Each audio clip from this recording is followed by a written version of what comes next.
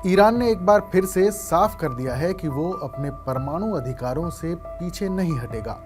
इसके साथ ही उसने अमेरिका और यूरोपीय ताकतों की संयुक्त रणनीति यानी जॉइंट स्ट्रेटजी को मात देने के लिए रूस और चीन के साथ कूटनीतिक गठबंधन को मजबूत कर लिया है। सोमवार को तेहरान में तीनों देशों ईरान, रूस और चीन की हाई लेवल बैठक हुई, जिसमें शुक्रवार को होने जा रही E3 यानी ब्रिटेन, फ्रांस, जर्मनी की मीटिंग से पहले संयुक्त रणनीति यानी जॉइंट स्ट्रेटजी पर चर्चा हुई।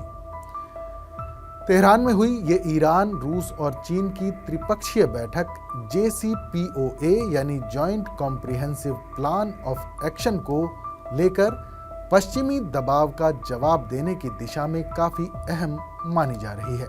ईरान ने साफ किया है कि वो अब मांग आधारित कूटनीति अपनाएगा, न कि दबाव आधारित। मांग आधारित कूटनीति का मतलब है कि जैसे भारत ये कहता है कि अपने लोगों की जरूरतों को पूरा करने के लिए रूस से तेल खरीदना जारी रखेगा, वहीं ईरान की यूरोपीय देशों के साथ इस्तांबुल में शुक्रवार को बैठक होनी है। ये बैठक अमेरिका के परोक्ष दबाव में हो रही है, जिसमें पश्चिमी देश चाहते हैं कि ईरान को JCPOA उल्लंघन का दोषी ठहराया जाए। दूसरी तरफ ईरान के विदेश मंत्री ने दो टूक कहा है कि हम संवर्धन यानी एनरिचमेंट का अपना अधिकार नहीं छोड़ेंगे।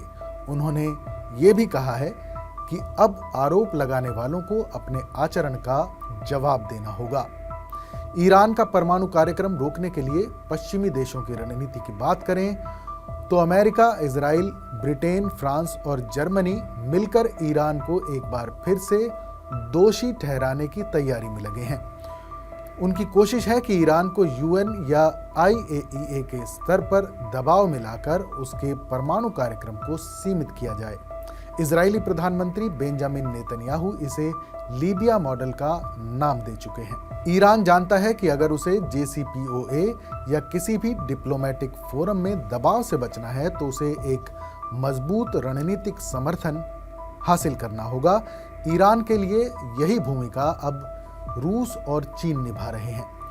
ईरान ने संकेत दिए हैं कि अगर E3 देशों ने दबाव की भाषा अपनाई तो वो बातचीत को स्थगित कर सकता है या नया ढांचा बनाने की बात करेगा।